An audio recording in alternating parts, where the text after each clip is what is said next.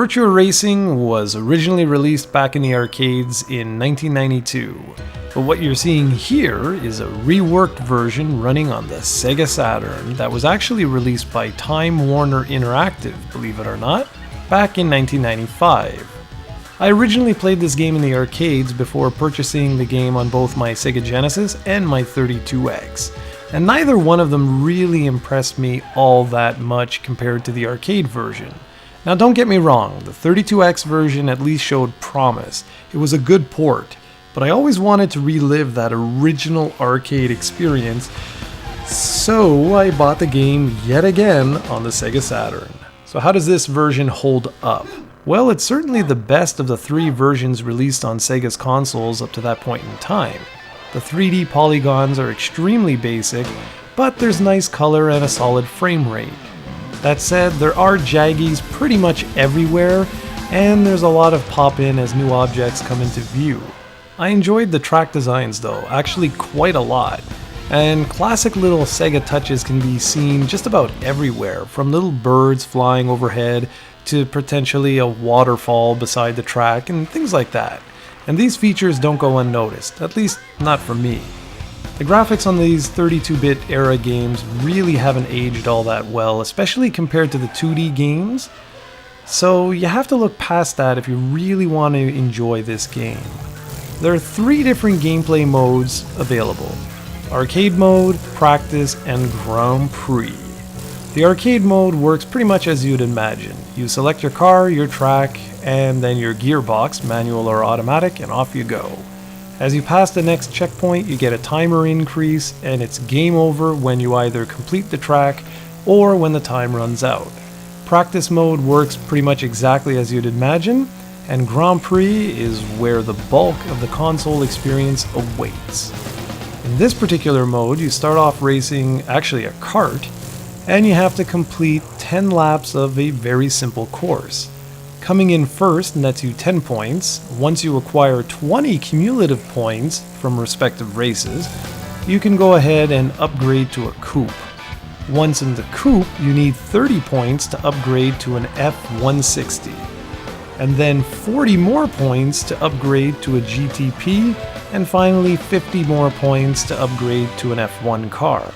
There are 10 tracks you'll need to master in order to fully experience everything the Grand Prix mode has to offer, and the whole package comes together quite well. This was a really good value for the original asking price, especially since two players can race together as well. Okay, that's a little bit of an overstatement. While it's certainly true two players can race one another, they don't actually participate in the Grand Prix together or in the arcade mode. It's strictly practice mode only, meaning that it's just the two cars on the track and that's it. At least multiplayer is offered though, which is impressive in and of itself if you consider all the technical limitations the Saturn had. My biggest gripe with the Grand Prix mode is that 10 tracks is a very long time for the easier tracks. I found myself lapping the entire circuit 2 or 3 times over before I actually ended the first race. Now once the harder tracks come up, then yeah, the 10 lap requirement isn't so bad as the competition starts to pick up. I also find the controls work much better with the slower moving vehicles, but that could just be me because I haven't played the game in well over a decade. Another aspect I didn't really appreciate too much was the soundtrack. While the music that's here is catchy, I just didn't find there was enough of it, particularly in the Grand Prix mode where you only hear music once the checkpoints are reached. And remember, we're talking about 10 laps here. The sound effects and checkpoint jingle are standouts though. Outside the core gameplay modes, there's also a nice replay theater where you can watch your races after you complete them with multiple camera perspectives, fast forward, rewind, etc. While not an overly popular mode for me personally, I do appreciate what the developers did in terms of putting together a complete package. The game also includes a wide assortment of driving perspectives or camera angles, which is nice for those that want to get up close into the action in first-person view, or those of us that like to have more of an aerial camera angle. Virtua Racing is a franchise that really deserves a second chance to shine.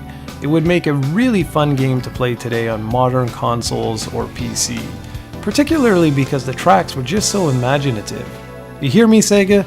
Stop ignoring your quality IPs and get back to work on making games people actually want to play, damn it. Seriously, if you can find this one for a good price, go ahead and hunt it down.